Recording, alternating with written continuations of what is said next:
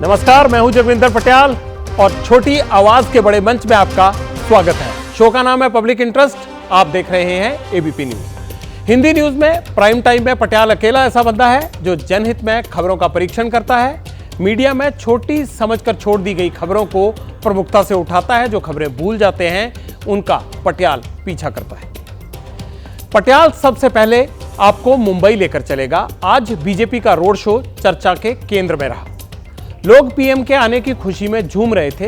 कल इस शहर में लोग रो रहे थे क्योंकि सड़क के किनारे लगे विज्ञापन का बोर्ड गिरने से 14 लोगों की जान चली गई और 100 घायल हैं। कल मातम था। घाटकोपर वेस्ट में आज पीएम का वोटर के बीच रोड शो था और घाटकोपर ईस्ट में उस जॉइंट किलर का मलबा हटाया जा रहा था जिसके नीचे दबकर वोटर मरे थे और कई घायल भी हुए हैं। लेकिन त्रासदी देखिए, चुनाव में 14 की मौत मुद्दा नहीं है। मुंबई में मौजूद सभी दल कहीं ना कहीं आरोपों के घेरे में हैं। कोई जिम्मेदारी लेने को तैयार नहीं। लेकिन आज पटियाल सबकी जिम्मेदारी का हिसाब करेगा। दूसरा परीक्षण चुनावी ड्यूटी में फंसे सीयूईटी के एग्जाम और उत्तराखंड राज्य का होगा। सुप्रीम कोर्ट ने जंगलों में लगी आग की सुनवाई के दौरान आज उत्तराखंड सरकार से पूछा कि चुनाव में फॉरेस्ट स्टाफ की ड्यूटी क्यों लगाई। अब क्या जवाब देते? उनके तो सीएम ही चुनाव ड्यूटी के कारण अपने राज्य से दूर है। उधर चारधाम यात्रा की वजह से राज्य में हालत खराब है। दिल्ली में तो चुनावी ड्यूटी की वजह से सीयूईटी का एग्जाम पोस्टपोन करना पड़ गया। पटियाल पूछता है, चुनाव है तो क्या देश में ताला लगा दें? तीसरा परीक्षण कर्नाटक और पश्चिम बंगाल के संदेश खाली का होगा। यहां पश्चिम बंगाल के गवर्नर पर एक महिला डांसर ने नए आरोप लगा दिए हैं। उधर कर्नाटक में टेप स्कैंडल के आरोपी प्रज्वल रेवन्ना भारत नहीं लौट रहे हैं। पब्लिक इंटरेस्ट को प्रज्वल रेवन्ना के बारे में बहुत बड़ी खबर मिली है जो हैरान करने वाली है। क्या प्रज्वल दुबई में है, जर्मनी में नहीं है? पश्चिम बंगाल और कर्नाटक के इन दोनों केसों का परीक्षण पटियाल के साथ देखिएगा। आज पटियाल भारत के निसार का परीक्षण करेगा जो अमेरिका के सहयोग से तैयार किया जा रहा है। इसके एक्टिव होने के बाद भूकंप की भविष्यवाणी का रास्ता खुल जाएगा। यह कमाल की खबर देखने के लिए आप पटियाल के साथ 9:45 तक रुकिए।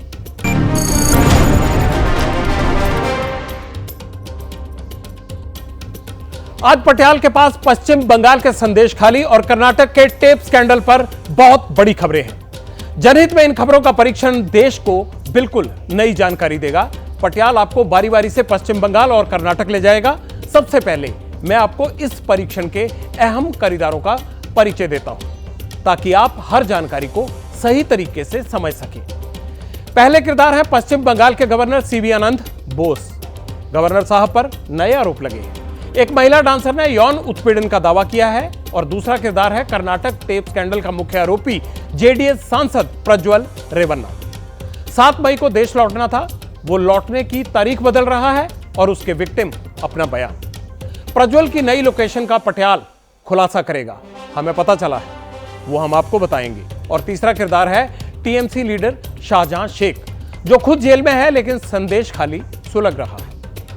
सबसे पहले हम बात कर लेते हैं कर्नाटक टेप स्कैंडल में बड़े खुलासे की। क्या है बड़ा खुलासा? पब्लिक इंटरेस्ट को रेवन्ना परिवार के बहुत करीबी सोर्स से यह पता चला है कि टेप स्कैंडल का मुख्य आरोपी प्रज्वल जर्मनी में नहीं है, वो तो दुबई में है।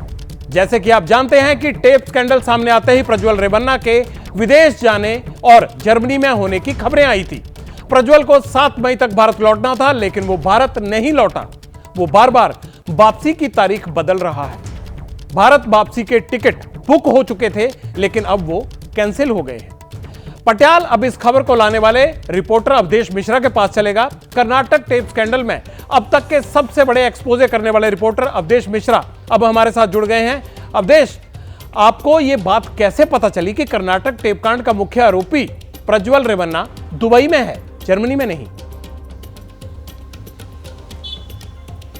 बिल्कुल जगविंदर जी, लगातार पहले दिन से हम लोग दर्शकों को जानकारी दे रहे हैं। दरअसल जब ये खबर सामने आई कि प्रज्वल रेवन्ना की भारत वापसी आ रही है तो रेवन्ना परिवार के बेहद करीबी शख्स को मैंने फ़ोन किया और उनसे ये जानने की कोशिश की कि आखिर क्या अपडेट है प्रज्वल रेवन्ना का, क्या भारत आने की खबर है।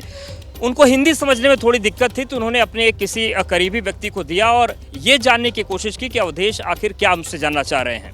मैंने पूछा था कि जर्मनी से प्रज्वल की वापसी हो रही है क्या, लेकिन जो बीच का व्यक्ति था, जो ट्रांसलेटर का काम कर रहा था, उसने उस करीबी शख्स से, जो रेवन्ना परिवार का बेहद खास व्यक्ति है, उससे पूछा कि एबीपी न्यूज़ के रिपोर्टर ये पूछ रहे हैं कि प्रज्वल रेवन्ना दुबई से कब आ रहे हैं। और यही वो पॉइंट था जहां से हमें ये पता चला कि दुबई, शायद प्रज्वल रेवन्ना की लोकेशन बदल गई है। इसके बाद हमने मल्टीपल सोर्सेज से जानकारी लेने की कोशिश की, तब बातें निकल कर सामने आई कि जर्मनी से प्रज्वल रेवन्ना की लोकेशन जो है वो चेंज हुई है, जो इस वक्त दुबई की बात सामने आ रही है। और ये भी जानकारी मिल रही है कि केवल दुबई ही नहीं, बल्कि एक दो और ऐसे देश हैं जहां से प्रज्वल रेवन्ना की टिकट भारत के लिए बनाई गई थी, लेकिन अचानक से उसे कैंसिल किया गया। और यही वजह थी कि प्रज्वल रेवन्ना की भारत वापसी को लेकर बेंगलोर का जो कैंपा गोड़ा एयरपोर्ट है, वहां पर सुरक्षा सख्त की गई थी। लेकिन उस रेवन्ना परिवार का जो करीबी व्यक्ति था, लगता है कि प्रज्वल के भारत ना लौटने के पीछे क्या वजह हो सकती है? कोई खास कारण है? बिल्कुल, जिस तरीके की स्थितियां अभी बन रही है, जैसा कि हम पहले हासन पहुंचे और उसके बाद हम मैसूर पहुंचे थे, जहां पर एक पीड़िता के रहने की हमें बात सामने मिली थी। हम जब शाम को पहुंचे, वहां पर पीड़िता से मुलाकात नहीं कर पाए। जब अगले दिन हम पहुंचे तो वहां पर इतनी सख्त सुरक्षा थी, जिसे देखकर हम हैरान रह गए। हमें ऐसा लग रहा था शुरुआत में कि प्रज्वल रेवन्ना का जो पूरा कांड है, ऐसे में पीड़िता की सुरक्षा की जाएगी, लेकिन हैरानी तब हुई जब हमें उस पीड़िता का वीडियो मिला, जिसमें उस पीड़िता ने अपना बयान बदला था। उसने बोला था कि रेवन्ना ने कोई भी मेरे साथ गलत काम नहीं किया, जबकि उसी पीड़िता के बेटे ने जाकर केआर नगर थाने में अपनी रिपोर्ट दर्ज कराई थी। इससे ये लगता है कि हमें जरूर ये लग रहा है कि जांच की दिशा आगे बढ़ रही है, लेकिन अभी जो परिस्थितियां बन रही हैं कि प्रज्वल को साथ को आना था लेकिन वो भारत नहीं आए, वहीं जो पीड़िता सबसे बड़ी मुसीबत का सबब प्रज्वल रेवन्ना के लिए बनी थी, वो अचानक से कह देती है कि प्रज्वल रेवन्ना से मुझे कोई दिक्कत नहीं थी। और इन्हीं सब के बीच अब प्रज्वल रेवन्ना का भारत आना कैंसिल हो जाता है। तो सवाल ये उठता है कि क्या वाकई रेवन्ना पर शिकंजा कसने की कोशिशें हो रही हैं, या फिर इस शिकंजा कसने के बीच राहत का रास्ता तैयार हो रहा है? क्योंकि 3 पीड़िताएं जो सामने आई थी, 7 से हालांकि एसआईटी ने पूछताछ की थी, लेकिन 3 प्रमुख रूप से आई, जिनमें 2 ने अपना बयान बदल दिया है। बहुत शुक्रिया, सही बात कह रहे हैं आप। 3 में से 2 ने अपना बयान बदल दिया। और अवधेश, इसी तरह की जानकारियां आप हम तक लाते रहिए। बहुत बढ़िया काम किया है आपने। प्रज्वल भारत आना चाहता है लेकिन बार बार रुक जाता है। इसकी पुष्टि बेंगलोर के कैंपा गौड़ा एयरपोर्ट से बढ़ती सुरक्षा से भी मिली है। क्यों सुरक्षा वहां बढ़ाई गई? लेकिन यहां पर पटियाल के कुछ अहम सवाल हैं। अगर प्रज्वल जर्मनी में था तो फिर ब्लू कॉर्नर नोटिस जारी होने के बावजूद वो दुबई कैसे पहुंच गया? टेप स्कैंडल के पीड़ित बयान बदल रहे हैं। क्या प्रज्वल की टिकट कैंसिल होने और बयान बदलने के पीछे कोई रिश्ता है? टेप स्कैंडल के मुख्य आरोपी को कौन बचा रहा है? विदेश में प्रज्वल की मदद कौन कर रहा है? क्या केस ठंडा होने के बाद प्रज्वल भारत आएगा, तब तक नहीं लौटेगा? सवाल बड़े हैं, इनके जवाब विस्तार से आपको दूंगा, लेकिन पहले टेपकांड पर छिड़े सियासी संग्राम की एक छोटी सी झांकी आपको दिखाता हूं।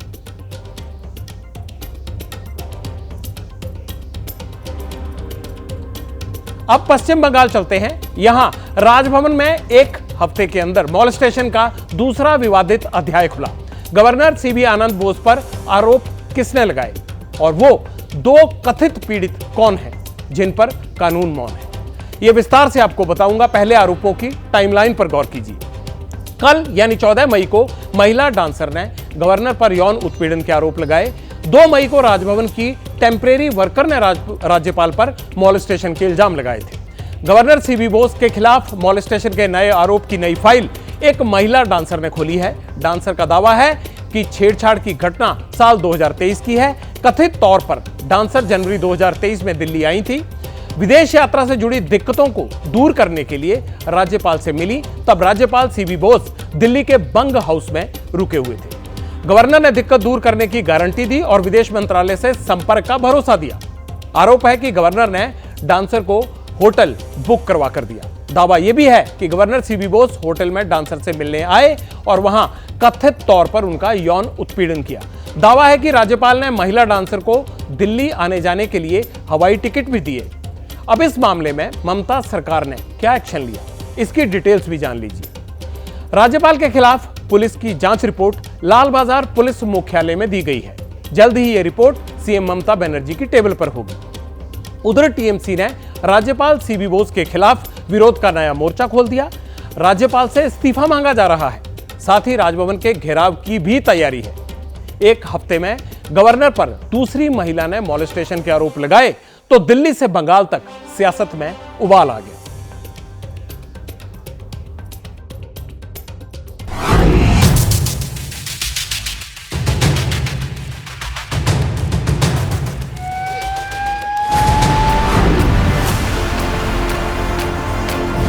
संदेश खाली में बीजेपी ने एक सोची समझी साजिश की, षड्यंत्र रचा ताकि ये झूठे रेप के बयान आए।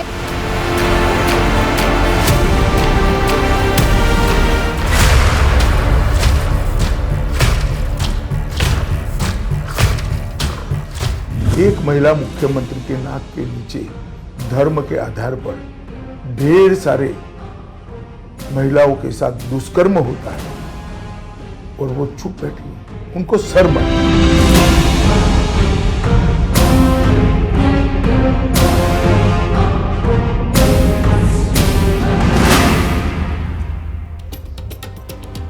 अब पटियाला आपको बंगाल के संदेश खाली लेकर चलेगा, जहां यौन उत्पीड़न की शिकार महिलाएं इंसाफ की राह देख रही हैं और नेता वोट की। आज होम मिनिस्टर अमित शाह बंगाल में थे। कोलकाता में उन्होंने संदेश खाली पर राजनीति का नया चैप्टर खोल दिया। एक फैक्ट यह भी है कि राजनीति में आग के बिना भी धुआं उठता है, लेकिन बंगाल की फिजाएं संदेश खाली की आग में तप रही हैं। पीड़ितों के कई वीडियो वायरल हो रहे हैं, इनमें बयान बदलने की बातें हैं। अब तक 3 में से 2 पीड़ित बयान बदल चुकी हैं। संदेश खाली के वीडियो पर ही बीजेपी और टीएमसी में मारकाट मची है। सबूत के तौर पर एक वीडियो आपको दिखाता हूं। यह वीडियो 3 दिन पहले का है, लेकिन इस वीडियो की सब चीजें शायद हम आपको स्पष्ट ना कर पाए। उसकी वजह है वो भी आपको आगे बताऊंगा। उत्तर 24 परगना की ये तस्वीरें देखिए। संदेश खाली के वीडियो पर यहां बीजेपी और टीएमसी के नेता भिड़ गए, खूब जूतम पैजार हुआ। मैं आपको ये वीडियो स्पष्ट इसलिए नहीं दिखा सकता क्योंकि दावा है कि जब बीजेपी टीएमसी के नेता भिड़े तो संदेश खाली की पीड़ित महिलाएं भी वहां थी। जैसा कि आप जानते हैं, यौन उत्पीड़न की पहचान छिपाने का कानून है, इसीलिए हम कई चीजें गोपनीय रख लेते हैं। पटियाल की पुकार है कि चुनाव आएंगे और जाएंगे, सरकारें बनेंगी बिगड़ेंगी, लेकिन महिला की गरिमा पर चोट जीवन भर का उसका पीछा नहीं छोड़ती। इसीलिए वोट के लिए महिला गरिमा से खिलवाड़ कतई नहीं होना चाहिए।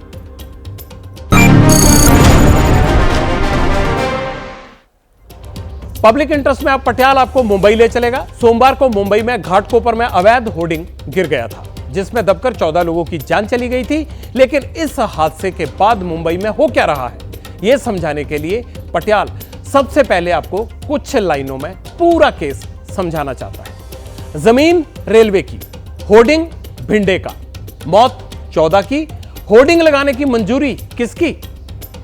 मुंबई बीएमसी की, बीएमसी सरकार की, उद्धव के कनेक्शन भिंडे का, घाटकोपर में नाकामी किसकी? सरकार छिंदे की, छिंदे फडणवीस के, जान सस्ती जनता की, घाटकोपर में नाकामी किसकी? यह सुनने के बाद शायद आपको एक कविता याद आ गई होगी जिसका नाम है कुआं ठाकुर का। इसके कवि हैं ओम प्रकाश वाल्मीकि।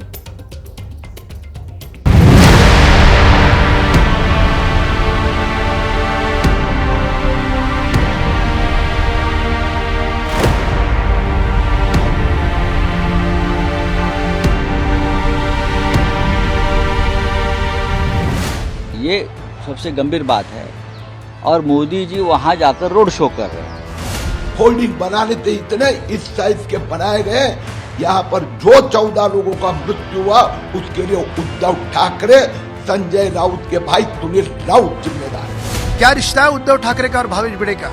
पॉलिटिकल कोई संरक्षण के बिना 3 मंजिल वाली अनऑथराइज्ड होर्डिंग क्या कोई खड़ी कर सकता है? ये चुनाव माफिया है, ये सब लोग चुनाव माफिया। बस चुनाव लड़ना है और किसी भी हालत में चुनाव को आगे निकलकर जीतना है। इस मौत के लिए भावेश भिड़े जिम्मेदार नहीं है, वो तो है ही है, पर उसके साथ साथ ये उबाटा वाले भी उतने ही जिम्मेदार हैं। मुंबई के घाटकोपर में हादसा सोमवार की शाम को हुआ था। 14 लोगों की जान चली गई थी, 100 से ज्यादा लोग घायल हुए, लेकिन इसका जिम्मेदार कौन है, यह 48 घंटे बाद भी तय नहीं हो पाया। यह समझने के लिए आपको दो तस्वीरें दिखाना बहुत जरूरी है। घाटकोपर इलाके से एक रेलवे लाइन गुजरती है जो घाटकोपर को दो हिस्सों में बांटती है, घाटकोपर ईस्ट और घाटकोपर वेस्ट। पहली तस्वीर घाटकोपर ईस्ट के हादसे वाली जगह की है जहां 48 घंटे पहले होर्डिंग गिरने से 14 लोगों की मौत हो गई थी। वहां मलबा हटाने का काम चल रहा है। दूसरी तस्वीर घाटकोपर वेस्ट की है जहां आज एक चुनावी रोड शो हुआ। मुंबई में आज लोकसभा चुनाव के लिए जोरदार प्रचार हुआ। घाटकोपर वेस्ट इलाके में भी लोग हादसे को भूलकर नाचते गाते रोड शो में शामिल हुए। जनता की जान की जिम्मेदारी शायद इसीलिए कोई नहीं लेता क्योंकि लोग ऐसे हादसों को बहुत जल्द भूल जाते हैं। अब बात करेंगे मुंबई होर्डिंग हादसे के बाद लगातार जो हो रही पॉलिटिक्स है उसकी, और पब्लिक इंटरेस्ट में पटियाल का यह सवाल है, होर्डिंग के नीचे दबने वालों की मौत की जवाबदेही किसकी है? क्या होर्डिंग लगाने वाली एजेंसी ईगो मीडिया अकेले हादसे की जिम्मेदार है? जिस रेलवे ने होर्डिंग लगाने के लिए जमीन दी, क्या उसकी कोई जिम्मेदारी नहीं? अवैध होर्डिंग लगाने से पहले और बाद तक आंखें मूंद रही बीएमसी की क्या कोई जवाबदेही नहीं बनती? क्या इसके लिए महाराष्ट्र की सरकार भी जिम्मेदार है जिसकी नाक के नीचे सब कुछ चलता रहा? हादसा रोकने के नियम बहुत कड़े हैं लेकिन सिर्फ कागजों पर। पता नहीं वो कौन सी ताकत है जिसके सामने नियम कफन में बदल जाते हैं। घाटकोपर में लगी अवैध होर्डिंग को लेकर भी शायद यही हुआ क्या? पटियाल आपको मौत की उस होर्डिंग के बारे में कुछ नई जानकारियां देना चाहता है। होर्डिंग वाली जमीन Maharashtra state police housing welfare corporation की थी। इसे जीआरपी को किराए पर सौंप दिया गया। जीआरपी ने वो जमीन पेट्रोल पंप और होर्डिंग लगाने के लिए 10 साल की लीज पर दे दी।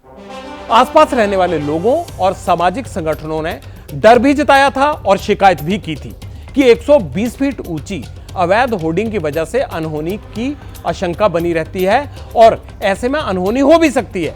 लेकिन जीआरपी ने शिकायत मिलने की बात से ही इनकार कर दिया। गजब का कमाल है। मुंबई में मौत वाली होर्डिंग खड़ी करने का गुनहगार भले ही एक है लेकिन इसके जिम्मेदार कई हैं, जिनमें से एक बीएमसी जिसकी परमिशन के बिना मुंबई की जमीन पर कोई लकीर भी नहीं खींच सकता। हादसा होने के बाद बीएमसी ने बताया कि होर्डिंग अवैध थी लेकिन 2 साल तक बीएमसी इस होर्डिंग को लेकर आंखें मूंदे रही। अवैध होर्डिंग के लिए बीएमसी ने एजेंसी पर कोई कार्रवाई नहीं की। होर्डिंग गिर गई तो बीएमसी ने पहले से नोटिस जारी होने की बात बता दी, लेकिन यह नहीं बताया कि बीएमसी होर्डिंग लगाने वाली एजेंसी से 6 करोड़ रुपए बकाया वसूलने के लिए ज्यादा परेशान थी, क्योंकि यह बकाया उसकी तरफ बनता था जो उसने बीएमसी को नहीं दिया था। अब पटियाल आपको जो जानकारी देने जा रहा है उससे सुनने के बाद आपका भरोसा हर आदमी से उठ जाएगा। होर्डिंग जिस कंपनी ने लगाया था उस कंपनी का नाम क्या है? नाम है ईगो मीडिया प्राइवेट लिमिटेड। इसके मालिक का नाम है भावेश भिड़े, जिसे 14 लोगों की मौत का असल गुनहगार बताया जा रहा है। भावेश भिड़े 2009 में विधानसभा का चुनाव लड़ चुका है। भिड़े का बैकग्राउंड पहले से ही बहुत खराब रहा है। भावेश के खिलाफ 23 आपराधिक केस दर्ज हैं। उसके ऊपर रेप का एक केस भी दर्ज है। भिड़े की एक एजेंसी पहले बीएमसी में बैन हो चुकी है। इसके बावजूद भावेश भिड़े ने एक और एजेंसी बनाई, विज्ञापन और बिलबोर्ड के कॉन्ट्रैक्ट हासिल किए, नियमों की धज्जियां उड़ाई और मनमाने ढंग से होर्डिंग लगाकर खुद कमाई की। सोमवार के हादसे के बाद भावेश भिड़े फरार है। देर सवेर वो शायद गिरफ्तार भी हो जाएगा। पटियाल कुछ सवाल पूछना चाहता है यहां, अगर 14 मौत का जिम्मेदार गिरफ्तार हो भी गया तो उससे क्या बदल जाएगा? शायद कुछ भी नहीं। इस हादसे को रोकने के लिए होना यह चाहिए था कि अवैध होर्डिंग लगाने से पहले ही बीएमसी कार्रवाई कर देती तो यह हादसा टल सकता था या नहीं होता।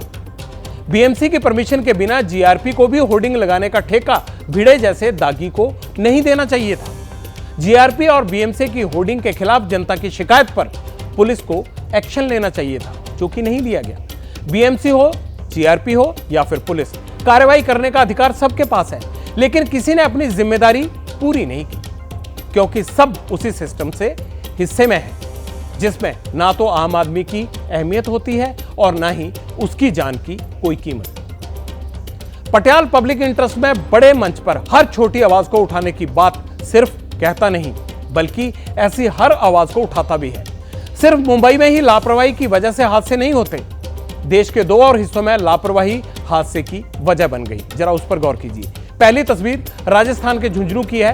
हादसा खेतड़ी इलाके में हिंदुस्तान कॉपर लिमिटेड की खदान में हुआ। खदान में लगी लिफ्ट का तार टूट गया और वो जमीन पर जा गिरी। हादसे के वक्त लिफ्ट में कई लोग मौजूद थे। लिफ्ट टूटने से वो खदान के अंदर फंस गए। उन्हें बाहर निकालने के लिए रेस्क्यू ऑपरेशन चलाया जा रहा है। और दूसरी तस्वीर नोएडा की है। पारस टिएरा नाम की हाई राइज सोसाइटी है जिसमें लिफ्ट खराब हो गई, लेकिन नीचे गिरने की वजह लिफ्ट ऊपर मंजिलों की तरफ दौड़ी, टॉप फ्लोर की छत से टकरा गई। लिफ्ट में मौजूद 3 लोग घायल हो गए। लिफ्ट की उल्टी चाल का कारण लिफ्ट कंपनी के लिए भी सरप्राइज है। पटियाल का मानना है कि जहां भी जान जोखिम में है वहां सावधानी हटी और दुर्घटना घटी। इसीलिए हमेशा अलर्ट रहने की जरूरत है और जो चूके उसकी जिम्मेदारी तय होनी चाहिए, उसे सजा मिलनी चाहिए ताकि इस तरह के हादसे एकदम रोके जा सके।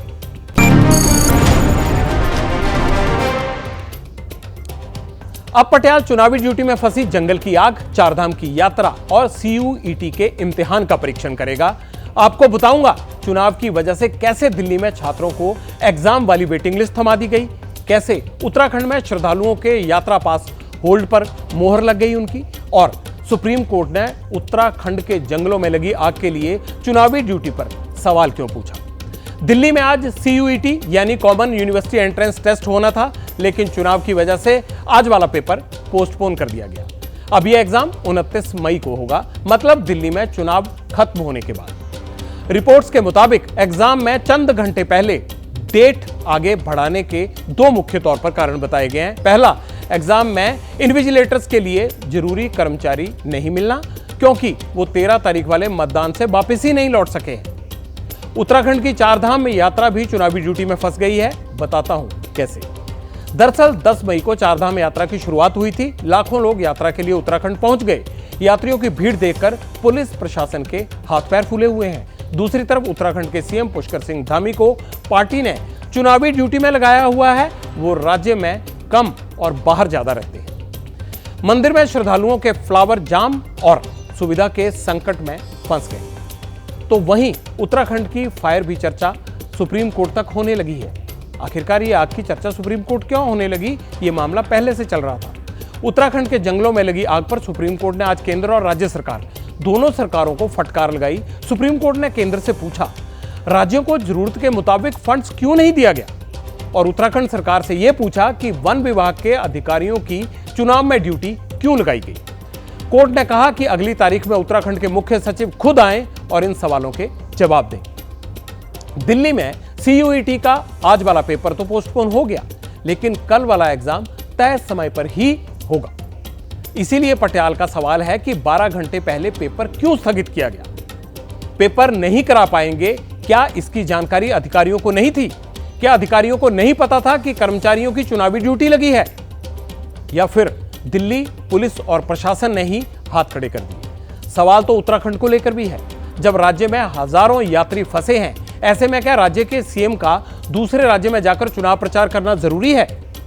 चारधाम की यात्रा में यात्रियों को बीच रास्ते में होल्ड कर दिया जाता है, तो फिर राजनीतिक पार्टी संकट को ध्यान में रखकर सीएम की चुनावी ड्यूटी होल्ड क्यों नहीं कर सकती?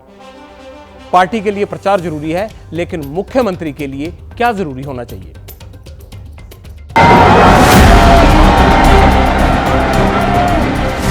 भव्य केदार और दिव्य केदार बनाने का काम आदरणीय प्रधानमंत्री मोदी जी के नेतृत्व में आगे बढ़ा। उनसे आग्रह किया है कि एक तो अपने राज्य में इस बारे में एक एडवाइजरी वो लोग देते हैं, जो अगर संभव हो तो थोड़ा सा अपनी यात्रा को बाद में करने का प्रयास करें। 31 मई तक आग्रह किया है कि अगर VIP मूवमेंट कम से कम तो पूरे देश और दुनिया के लोगों की आस्था भगवान केदार में और बद्री विशाल में है। चारधाम यात्रा आजकल चल रही है। सभी धामों में हम देख रहे हैं यात्रियों की भीड़ है। मंदिरों का परिसर है, जो धाम का परिसर है, वहाँ पे बहुत भीड़ का दबाव है। दर्शन के लिए लगातार क्यूज लगी हैं। आने वाले समय में केदारनाथ की यात्रा भी बहुत आसान और बहुत कम समय की हो जाएगी। यात्रा को लेकर बहुत ही गंभीर हैं और आज हमारे सचिव मुख्यमंत्री मीनाक्षी सुंदरम सर को उत्तरकाशी स्पेशली भेजा गया है। केदारनाथ के साथ साथ भगवान बद्री विशाल का भी मास्टर प्लान उस पर भी तेज़ी से काम हो रहा है। ये मतलब अप्रत्याशित है। उनको अपील करना चाहेंगे कि भीड़ को देखते हुए थोड़ा सा उनको धैर्य और संयम बरतने की कोशिश करनी होगी। जहाँ भगवान राम का मंदिर बन गया, वहीं काशी में काशी विश्वनाथ का कॉरिडोर बन गया, महाकाल लोक बन गया। 10 जून वाला भी जिसके पास रजिस्ट्रेशन है वो रजिस्ट्रेशन लेकर इसी तारीख में मूव कर गया है। जब यमुनोत्री से चारधाम के लिए गंगोत्री की तरफ लोग जब मूव किए तो वहाँ पर कुछ यात्रियों को होल्ड करना पड़ा। हम लोगों ने होल्डिंग स्टेशंस भी बनाए हैं। ऐसे अनेक हमारे धार्मिक स्थलों का आज नवनिर्माण पुनर्निर्माण हो रहा है। देश को आज अनेक जो उपलब्धियां हैं वो प्राप्त हो रही हैं। जो हमारे ट्रैक रूट हैं और जो यात्रा का मोटर मार्ग है वहाँ पर भी कई जगह भारी ट्रैफिक चल रहा है और कई जगह ट्रैफिक जैम की या ट्रैक रूट पे भी कई जगह थोड़ा जाम की स्थिति उत्पन्न हो रही है।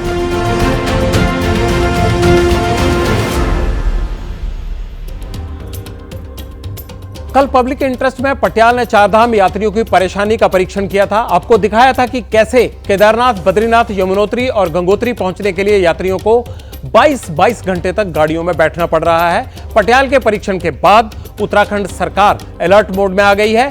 आज गढ़वाल आयुक्त विनय शंकर पांडे ने यात्रा में आ रही परेशानियों को लेकर ब्रीफ किया। कमिश्नर विनय पांडे के मुताबिक सीएम धामी ने IAS R Rajesh Kumar, IAS Banshidhar Tiwari और आईएएस मीनाक्षी सुंदरम को उत्तरकाशी भेजा है।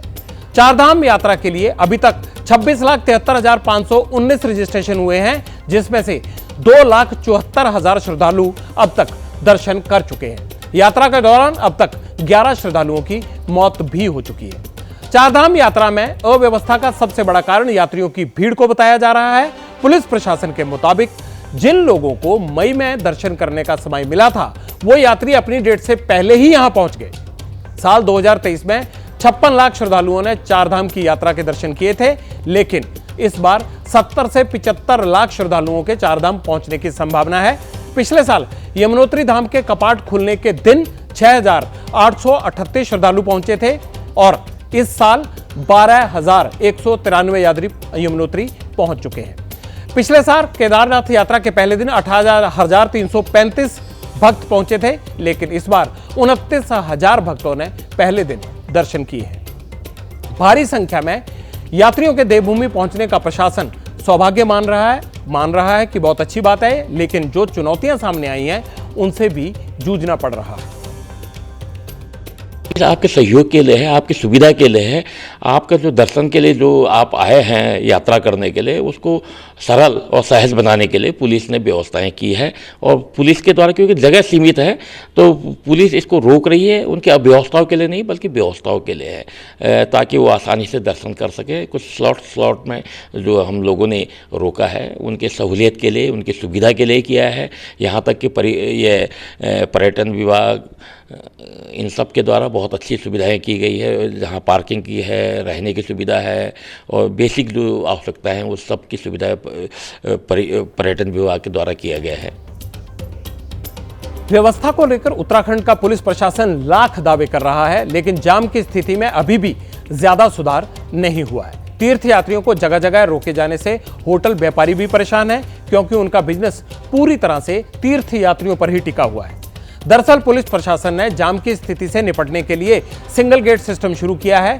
यात्रा रूट विकासनगर कट्टापत्थर से यात्री वाहनों को 5 से 10 और 10 से 15 घंटे के लिए रोकने के बाद अगले दिन सुबह 4 बजे छोड़ा जा रहा है। इतना ही नहीं, 6 से 7 जगह पर यात्रियों को रोका भी जा रहा है, जिस वजह से श्रद्धालु धाम पहुंचने में लेट हो रहे हैं।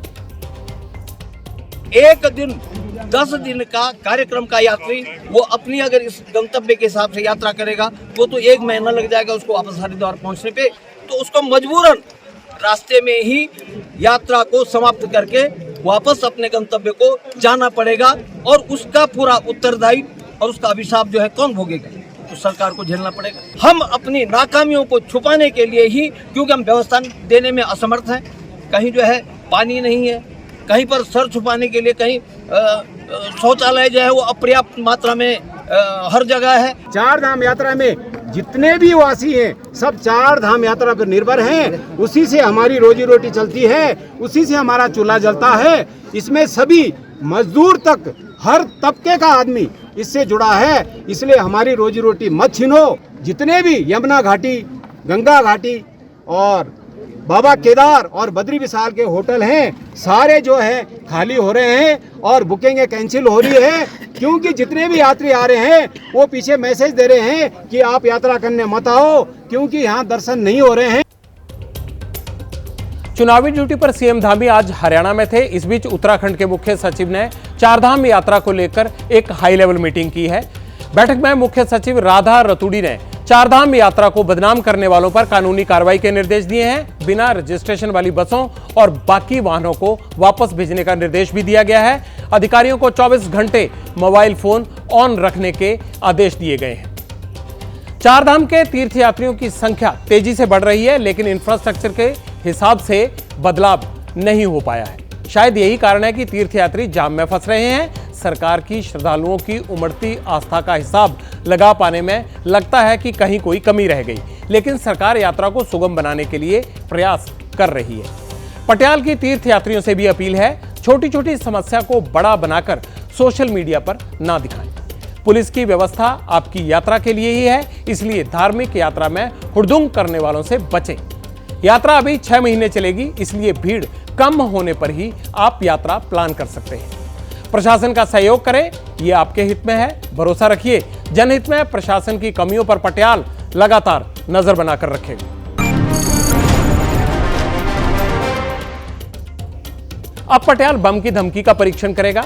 आपने महसूस किया होगा कि अचानक बम ब्लास्ट के ईमेल बढ़ गए हैं। आज इस खबर को आपके सामने लाने का कारण है कानपुर के 10 स्कूलों जिनमें बम की उड़ाने के लिए धमकी भरे ईमेल मिले। कानपुर में 10 स्कूलों को धमकी भरे ईमेल मिले। तलाशी शुरू हुई, स्कूलों की सुरक्षा बढ़ा दी गई। पता चला कि ईमेल करने के लिए रूसी सर्वर का इस्तेमाल किया गया है। स्कूलों को सतर्क रहने के लिए कहा गया है।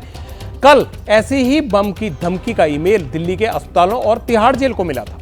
Delhi police, fire department, bomb disposal दस्ता मौके पर पहुंचे।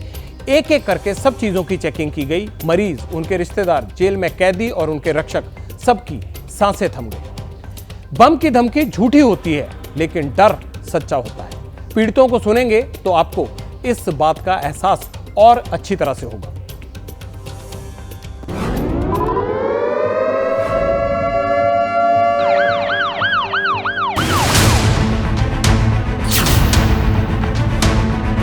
आपत्तिजनक की भी जैसे धमकियां आती हैं कि एक्सप्लोजिव है, उड़ जाएगा।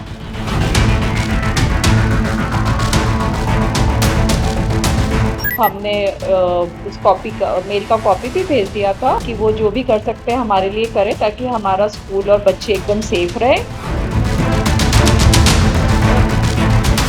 बच्चे हमारे लिए प्रायोरिटी पर हैं, इसलिए हमने आज विद्यालय को बंद कर दिया, जिससे बच्चों में और पेरेंट्स में किसी तरीके का कोई पैनिक नहीं। रात में मेल आई है कि हॉस्पिटल में बॉम्ब है, तो उसके बाद तुरंत हमने सारे अपने सिस्टम्स को एक्टिवेट कर दिया। ओपीडी अपनी रोक दी, सिक्योरिटी गार्ड्स को अलर्ट कर दिया, गेट हमने बंद कर दी।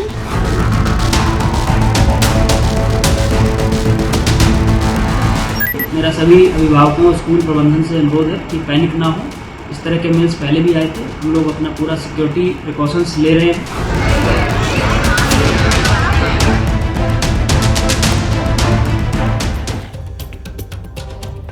आपने महसूस किया होगा कि चुनाव आते ही बम ब्लास्ट की धमकियां भी बढ़ गई हैं। सरकार का दावा है कि देश को आतंकी बम धमाकों से मुक्ति दिला दी गई है, लेकिन देश में हर दूसरे दिन ब्लास्ट की धमकी आ रही है। 1 मई 2024 को दिल्ली के एनसीआर के तमाम स्कूलों के अलावा यूपी के 250 स्कूलों में भी धमकी भरे ईमेल आए। जांच में ईमेल का पता पाकिस्तान का मिला। 6 मई 2024 को अहमदाबाद के 7 स्कूलों में ब्लास्ट की धमकी का ईमेल मिला। धमकी का पता रूसी आईपी एड्रेस वाले सर्वर थे। 12 मई 2024 को बम की धमकी वाले ईमेल 21 पतों पर भेजे गए, जिनमें 8 अस्पताल और दिल्ली हवाई अड्डा शामिल थे। इसके बाद 13 मई को क्या हुआ, जयपुर के 60 से ज्यादा स्कूलों में बम से उड़ाने के ईमेल मिले। 13 मई 2024 को ही लखनऊ के 4 स्कूलों को बम से उड़ाने की झूठी धमकी मिली। 14 मई को दिल्ली के अस्पताल और तिहाड़ जेल को और 15 मई को उत्तर प्रदेश के कानपुर में स्कूलों को ईमेल पर बम ब्लास्ट की धमकी दी गई। पटियाल ने अपने करियर में आतंकवाद और आतंकी गतिविधियों को बहुत कवर किया है। मेरा मानना यह है कि धमकियां संकेत भी हो सकती हैं और ध्यान भटकाने की साजिश भी। पहले जब देश में आतंकी हमले होते थे तो आतंकी संगठन धमकी का इस्तेमाल सुरक्षा एजेंसियों का ध्यान भटकाने के लिए करते थे, उन्हें थकाने के लिए करते थे, उकसाने के लिए करते थे। लेकिन अब आतंकी धमाके बंद है, आतंक को घर में घुसकर मारने वाली सरकार है, तब इन धमकियों का क्या मतलब हो सकता है? पटियाल ने एक्सटर्नल सिक्योरिटी एक्सपर्ट से यही बात पूछी, आप भी सुनिए। तो हमने देखा है कि नाइजीरिया से लेके पाकिस्तान तक एक जिहादी विचारधारा ही ऐसी विचारधारा है जो कि इसको बच्चों को और स्कूलों को टारगेट करना उसको जायज़ मानती है। हम ना भूलें कि किस तरीके से पेशावर में आर्मी पब्लिक स्कूल में किस तरह उसको तहरीक तालिबान पाकिस्तान ने उसको निशाना बनाया था।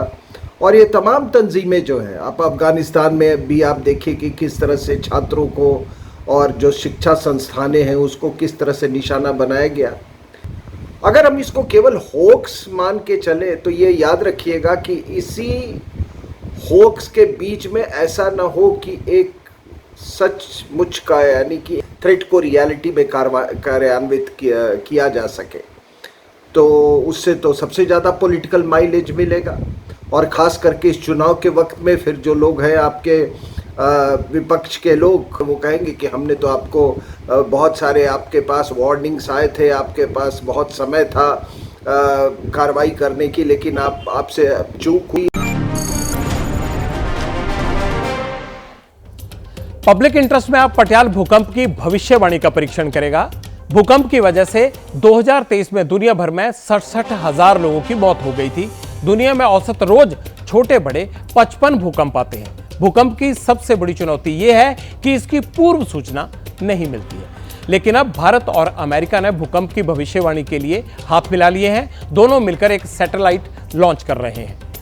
इसे नाम दिया गया है NISAR, निसार, मतलब NASA ISRO synthetic aperture radar. Nisar दुनिया का सबसे महंगा अर्थ ऑब्जर्वेशन सैटेलाइट है। निसार की आंख पृथ्वी पर 1 सेंटीमीटर आकार की चीज को भी देख लेगी। निसार पृथ्वी के पर्यावरण में होने वाले बदलाव को भी रिकॉर्ड करेगा। निसार के कैमरे पृथ्वी के नीचे की प्लेट्स पर भी नजर रख सकेंगे, मतलब पृथ्वी के नीचे होने वाले बदलाव को भी रिकॉर्ड करेंगे। निसार की वजह से भूकंप, लैंडस्लाइड, तूफान, ज्वालामुखी, पिघलते ग्लेशियर, जंगलों की आग, क्लाइमेट चेंज समेत कई आपदाओं पर अलर्ट जारी हो सकता है। निसार महीने में 2 बार पृथ्वी की परिक्रमा करेगा। निसार भूकंप की भविष्यवाणी कैसे करेगा? पटियाल इसे अलग तरीके से आपको समझाएगा। निसार हर वक्त पृथ्वी के ऊपर और नीचे नजर रखेगा। वो पृथ्वी के नीचे चलने वाली प्लेट्स पर भी अपनी नजर रखेगा। इस तरह से निसार के पास भूकंप के पहले, भूकंप के दौरान और भूकंप के बाद तीनों तरह का डेटा होगा, जिसका विश्लेषण करके भूकंप का अलर्ट सिस्टम तैयार होगा। एक बड़े दार्शनिक ने कहा था कि 21वीं शताब्दी में सूचना की संपत्ति होगी। ये सच साबित हो रहा है। निसार की सूचना पृथ्वी के इकोसिस्टम को नष्ट होने से बचाएगी और इंसानों को भूकंप जैसे नुकसान से।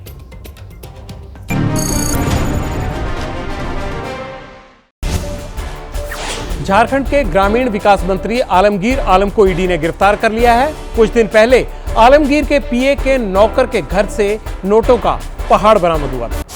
दिल्ली के सीएम अरविंद केजरीवाल के घर पर स्वाति मालीवाल से हुई बदसलूकी पर बीजेपी ने हल्ला बोल दिया है। बीजेपी की महिला कार्यकर्ताओं ने इस मामले में जमकर प्रदर्शन किया। केजरीवाल के घर के बाहर प्रदर्शन कर रही महिलाओं ने स्वाति मालीवाल के लिए इंसाफ की मांग करते हुए दिल्ली के मुख्यमंत्री अरविंद केजरीवाल पर एफआईआर दर्ज करने को कहा। पंजाब के विवादित नेता अमृतपाल सिंह के नॉमिनेशन पर आज विवाद हो गया, लेकिन जिला निर्वाचन अधिकारी ने बाद में नॉमिनेशन को मंजूरी दे दी। अमृतपाल खडूर साहिब लोकसभा सीट से निर्दलीय चुनाव लड़ेंगे। अमृतपाल सिंह असम की डिब्रूगढ़ जेल में बंद है।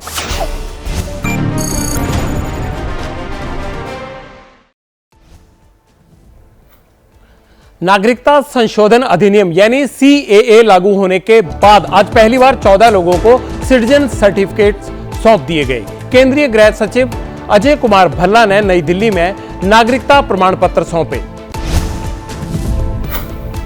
परेशान करने वाली फोन कॉल्स पर सरकार ने बड़ा कदम उठाया है। सरकार ऐसे नंबर और संस्थाओं की लिस्ट बनाएगी जो अनचाही कॉल्स या फिर ठगी वाली कॉल करते हैं। इसके लिए उन कॉल्स को मॉनिटर किया जाएगा जिनके नंबर ट्राई के पास रजिस्टर नहीं है।